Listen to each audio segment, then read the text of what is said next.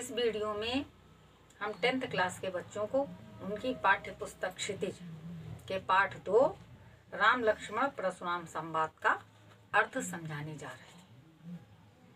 बच्चों ध्यान दीजिए कि यह परशुराम लक्ष्मण संवाद तुलसी द्वारा रचित रामचरितमानस का बालकांड का अंश है।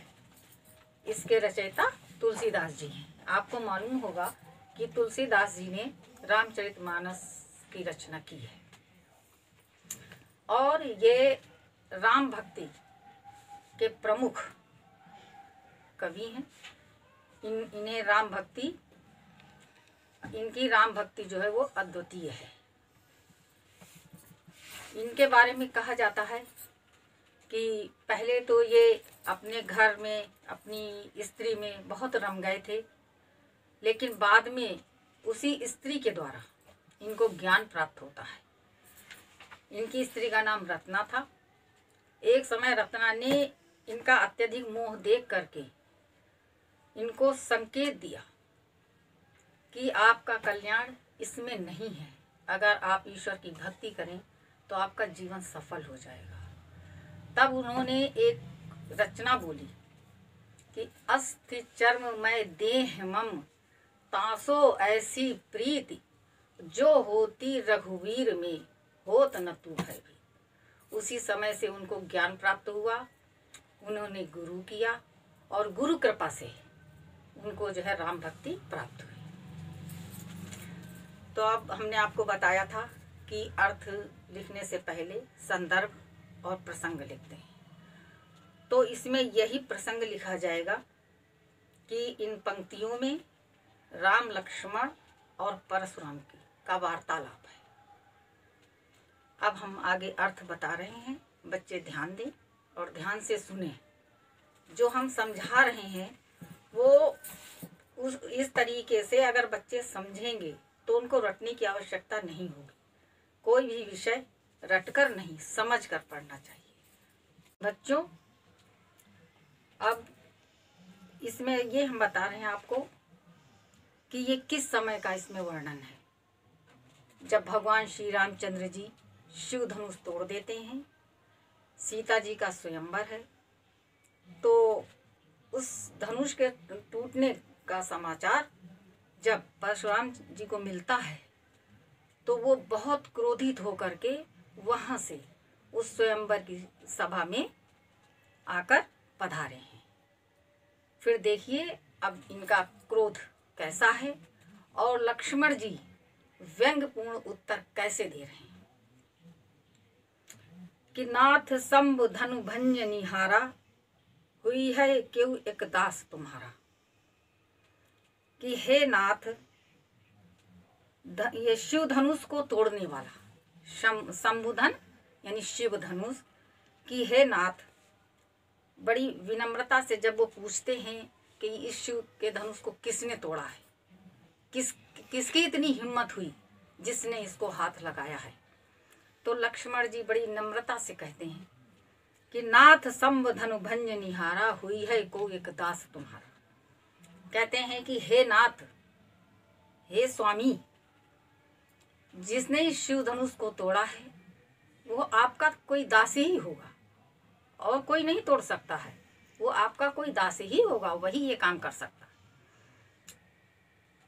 आयस काह कही किन मोही सुन रिसाय बोले मिन को ही। कहते हैं कि आपकी आयस माने आज्ञा, कि आपकी क्या आज्ञा है। कहिए किन मोही यानी मोही माने मुझसे, कहिए माने कहिए। कह रहे अब आप आगे बताएं कि अब आपकी क्या आज्ञा है, क्या किया जाए। सुन रिसाई बोले मुनि को ही। तो जब इस तरीके से लक्ष्मण जी ने कहा व्यंग्यपूर्ण वचनों में, तो परशुराम जी क्रोधित हो गए और उन्होंने कहा सुन रिसाई बोले मुनि क्रोध। इस बात को जब सुना तो बहुत क्रोधित होकर, क्योंकि परशुराम जी बहुत क्रोध वाले ऋषि थे, उनको बहुत शीघ्रता से क्रोध आ जाता था। तो कहने लगे कि तो वो मतलब क्रोधित होकर के जब ये सुना तो क्रोधित होकर कहने लगे सेवक सो जो करे सेवकाई, अरि करनी कर करिए लड़ाई। कह रहे हैं सेवक तो वो होता है, दास कह रहे हो, दास माने सेवक, कि सेवक तो वो होता है जो सेवा का कार्य करता है, और अरि करनी कर करिए लड़ाई, परंतु जो शत्रुता का कार्य करता है तो उससे तो लड़ाई होती है। जो शत्रुता का कार्य करता है तो वो सेवक नहीं कहा जाएगा, वो क्या कहा जाएगा, शत्रु कहा जाएगा, कि उसने लड़ाई मोल ली है मुझसे। सुनहु राम जय शिव धनु तोरा, और सहस बाहु सम सो रिपु मोरा। कहते हैं सुनहु राम, कि हे राम सुनो, जिसने इस शिव के धनुष को तोड़ा है, कि सुनहु राम जय शिव धनु तोरा, सहस बाहु सम सो रिपु मोरा। तो कह रहे हैं कि वो सहस्रा बाहु के समान हमारा बैरी है। सहस्रा बाहु आपने सुना होगा कि सहस्रा बाहु से इनकी पुरानी दुश्मनी थी। सहस्रा बाहु के बेटों ने इनके पिता जमदग्नि को मारा था, तो उसका इन्होंने प्रतिशोध लिया। इन्होंने जो है उसका सहस्रा बाहु का वध किया था परशुराम जी ने, और सहस्रा बाहु के बेटे ने इनके बाप को मार दिया था। तो इस प्रकार से फिर इन्होंने मतलब क्रोधित होकर के इन्होंने कहा था आज से हम संपूर्ण पृथ्वी को क्षत्रियों से विहीन कर देंगे। ये इन्होंने वचन लिया था। तो इसीलिए क्षत्रिय के ये बैरी हैं, दुश्मन हैं। तो कई बार इन्होंने अपनी भुजाओं के बल से पृथ्वी को क्षत्रिय विहीन कर दिया था, कोई क्षत्रिय ही नहीं रह गया था। तो कह रहे हैं कि आपने तो सुना होगा सहस बाहु सम सो रिपु मोरा। कहने जिसने इस शिव धनुष को तोड़ा है वो सहस्रा बाहु के समान हमारा बैरी है। सो बिल गाय बिहाई समाजा, नत मारे जय सब राजा। कह रहे इसलिए उसको इस सभा मंडप से हटा दीजिए, इस सभा बिलगाऊ माने अलग कर दीजिए। कह रहे यदि वो यहाँ पर है तो उसको इस सभा मंडप से अलग कर दीजिए, अन्यथा ये जितने भी राजा हैं, क्योंकि मुझे तो समझ आएगा नहीं किसने तोड़ा है, तो जितने ये क्षत्रिय राजा बैठे हुए हैं मैं सबको मार दूंगा, मैं सबका विनाश कर दूंगा। सुनि मुनि बचन लखन मुस्काने, बोले परसु धरहि अपमाने।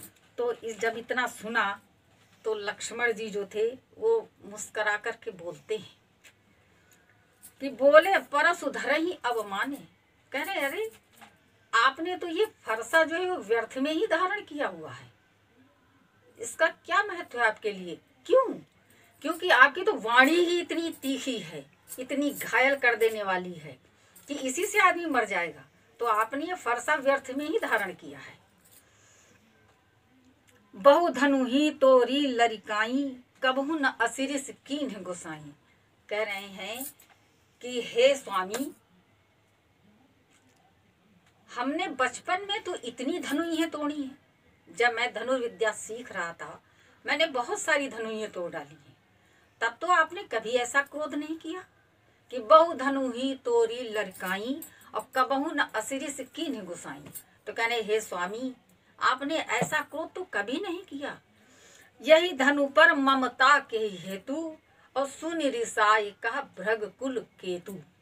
तो उन्होंने कहा कि इस धनुष पर आपका इतना प्यार क्यों है, इस धनुष की इतनी ममता है आपको क्यों, क्या बात है? तो और सुनि रिसाई कहे भृग, जब ये उन्होंने कहा कि हमने तो इतनी धनुइयां तोड़ डाली, आपने इतना क्रोध कभी नहीं किया, परंतु ये कौन सा विशेष धनुष है जिस पर आपको इतना क्रोध आ रहा है? तो परशुराम जी जो थे भृगुकुल के पताका स्वरूप परशुराम जी वो बहुत क्रोधित हो गए और क्रोध करके बोलने लगे कि रे नृप बालक काल बस, और बोलत तो ही न संहार, और धनु ही सम त्रिपुरारी धन, विदित सकल संसार। कह रहे हैं रे नृप बालक, हे राजा के बेटे, काल बस, कि तू काल के बस हो गया है, यानी अब तेरा काल आ गया है। और बोलत तो ही न संहार, इसलिए तू संभल कर नहीं बोल रहा है, तू मुझसे जो है जवान लड़ाई चला जा रहा है, और जो मन में आ रहा है अनर्गल वो बोले चला जा रहा है। तो कह रहे हैं हे राजा के बेटे, तू काल के बस हो गया है, इसीलिए तू संभल कर नहीं बोल रहा है, जो तेरे मन में आ रहा है वो बोलता चला जा रहा है। और धनु ही सम त्रिपुरारी धन, कह रहे उन धनुइयों की समता तू इस शिव के धनुष से कर रहा है, जिसको कि सारा संसार जानता है। कह रहे इस शिव धनुष की महिमा कौन नहीं जानता है, उन धनुइयों की और इस धनुष की समता है।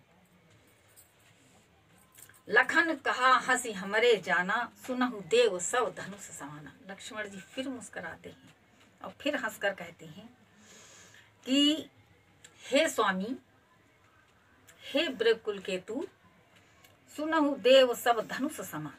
कह रहे हैं कि हम तो ये जानते हैं कि हमारी दृष्टि में सारे धनुष एक जैसे हैं, मुझे तो कोई अंतर लगा नहीं, मैं तो जैसे वो थे धनुष वैसे ये धनुष है, मुझे तो कोई अंतर नहीं महसूस हुआ।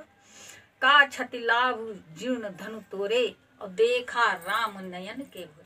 कह रहे इतना पुराना धनुष था, तो इसके टूट जाने से क्या हानि और क्या लाभ, क्या इसमें नुकसान हो गया, ये तो बहुत जीर्ण था, पुराना था। तो इसको रामचंद्र जी ने नयन के मतलब जिनके नेत्र अत्यंत भोले हैं, ऐसे भगवान श्री रामचंद्र जी ने तो उसको बस देखा था स्पर्श करके, और वो छूते ही टूट गया। तो कहने इतना तो वो पुराना था कि उसको तो छूने से ही वो टूट गया, तो इसमें आपका क्या हानि और क्या लाभ। तो छुअत टूट रघुपति ही न दोसु, मुन बिन काज करिए कतरु। तो कहने जब वो छूते ही टूट गया, उसमें तो कोई ताकत भी नहीं लगानी पड़ी, उसको बस स्पर्श किया और वो टूट गया। तो कह रहे हैं कि आप व्यर्थ में ही बिनु काज, मुन बिनु काज करी कतरुसु। तो बिनु माने बिना, काज माने कारण के, रोष माने क्रोध, करी माने कर रहे हैं, कत माने क्यों। तो कह रहे हैं कि आप तो व्यर्थ में ही हैं, इतना क्रोध कर रहे हैं, क्यों इतना क्रोध कर रहे हैं, अपने को इतना क्यों जला रहे हैं। बोले चितई परसु की ओरा, रे सठ सुनहि स्वभाव न मोरा। फिर जब उन्होंने ये सुना तो वो बहुत क्रोधित हो गए, और उन्होंने बोले चितई परसु की ओरा, जो उनके फरसा टंगा हुआ था उसकी ओर ऐसे इशारा किया देख करके, और बोले कि हे मूर्ख, सठ मानी मूर्ख, कि हे सठ, तूने मेरा स्वभाव नहीं जाना है, तू मेरे बारे में नहीं जानता है, तुझे नहीं मालूम है कि मैं कितना क्रोधी हूँ और क्षत्रियों का बैरी हूँ, यानी तूने मेरे स्वभाव के बारे में सुना नहीं है। बालक बोल बधव नहीं तो ही है, केवल मुनि जड़ जाने मोही। कह रहे मैं तुझे बालक, तुझे मैं बच्चा समझ करके मैं तेरे ऊपर वार नहीं कर रहा हूँ, तू मुझे केवल मुनि ही समझ रहा है।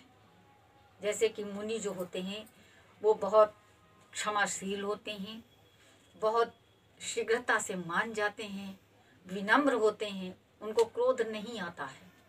तो बोले तू वही मुझे सरल स्वभाव वाला मुनि समझ रहा है, पर ऐसा नहीं है। बाल ब्रह्मचारी अति क्रोधी और विश्व विदित क्षत्रिय कुलद्रोही। कह रहे हैं मैं बाल ब्रह्मचारी हूँ, कि मैंने बालपन से ही तपस्या प्रारंभ कर दी थी, तो मैं बाल ब्रह्मचारी हूँ। और कैसा हूँ, अत्यंत क्रोधी हूँ। उन्होंने अपने मुंह से ये बात समझाई कि मैं बहुत क्रोधी हूँ। और विश्व विदित, सारे संसार में ये बात प्रसिद्ध है, सारा संसार इस बात को जानता है कि मैं क्षत्रिय कुल का द्रोही हूँ, यानी क्षत्रिय कुल का मैं दुश्मन हूँ। ये बात हर कोई जानता है। भुजबल भूमि भूप बिनु कीन्ही, और विपुल बार महि देवन दीनी। उन्होंने कहा कि मैंने अपनी भुजाओं के बल से, भुजबल भूमि भूप बिनु कीन्ही, कि मैंने अपनी भुजाओं के बल से इस पृथ्वी को राजाओं से विहीन कर दिया था। किसी भी राजा को मैंने जीवित नहीं छोड़ा था। कि भुजबल भूमि भूप बिनु कीन्ही, और विपुल बार महि देवन दीनी। और कई बार मैंने पृथ्वी को जीत करके राजाओं से विहीन करके मैंने ब्राह्मणों को दान भी दी थी। और सहस बाहु भुज छेदन हारा, और परसु विलोक महीप कुमारा। कह रहे वो यही फरसा है कि सहस बाहु, जिसने सहस्रा बाहु की भुजाओं को छेद डाला था, अर्थात काट डाला था।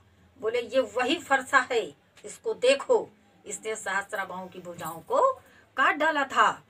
हे राजा के बेटे, तू देख, इस फरसे को देख। मातु पितहि जन सोच बस, करिस महीप किशोर। और गर्भन के अर्भक दलन, परस मोर अति घोर। फिर वो अपने फरसे का बखान करते हैं कि हमारे इस फरसे में कितनी ताकत है, इसकी आवाज में कितनी ताकत है। कि मातु पिता ही जन सोच बस करिस महीप। कह रहे ऐसा मालूम दे रहा है कि तू अपने माता पिता को चिंतित करना चाहता है, यानी कि मैं तुझे मार दूंगा और तू अपने माँ बाप के लिए दुख का कारण बनेगा। जिनको कि अपनी संतान का दुख होगा, तो तू वही दुख अपने माँ बाप को देना चाह रहा है। कि ये मेरा फरसा कैसा है, गर्भन के अर्भक दल, कि गर्भवती माने हमारे फरसे की आवाज इतनी घनघोर है कि जो गर्भवती स्त्रियां होती हैं उनके गर्भ गिर जाते हैं। तो इस प्रकार से वो अपने फरसे की बखान करते हैं कि जिससे ये डरे। तो इस प्रकार से वो लक्ष्मण जी को डरा रहे हैं और धमका भी रहे हैं। बिहा सुलखन बोले मृदवानी, अहो मुनीस महाभटवानी। तो लक्ष्मण जी तो न डरते हैं न घबराते हैं, क्योंकि वो वीर थे और वो जो है काल को भी नहीं डरते थे, तो वो क्या डरेंगे। इस प्रकार फिर वो बोलते हैं, बिहा से लखन बोले मृदवानी। फिर लक्ष्मण जी जो थे वो हंस करके बड़ी विनम्र वाणी में बोलते हैं, बड़ी विनम्र वाणी में कहते हैं, अहो मुनीस महाभटवानी, कि अरे मुनि, आप तो बहुत बड़े योद्धा हैं, बहुत बड़े वीर हैं आप तो। पुनि पुनि मोहि दिखाओ कुठारू, और चहत उड़ामन फूंकी पहाड़ू। तो कह रहे आप तो बहुत वीर हैं, आप तो मतलब वीरों में अग्रगण्य हैं, माननीय हैं। पुनि पुनि मोहि, आप बार बार मुझे अपना ये कुठारू माने फरसा दिखा रहे हो, है चाहत उड़ावन फूंक के पहाड़ू। तो कह रहे हैं हमें तो ऐसा प्रतीत हो रहा है कि आप जो है वो फूंक मार करके पहाड़ को उड़ाना चाहते हैं।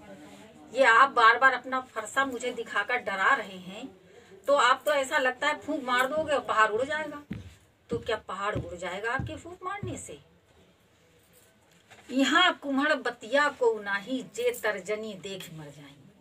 कह रहे हैं कि आपका भ्रम जो है ये सही नहीं है, जो आप हमको समझ रहे हो ये सही नहीं है। आप तो हमें वो समझ रहे हो जो कुम्हेड़े की बतिया, जिसका पेठा बनता है वो कुम्हेड़ा कहा जाता है।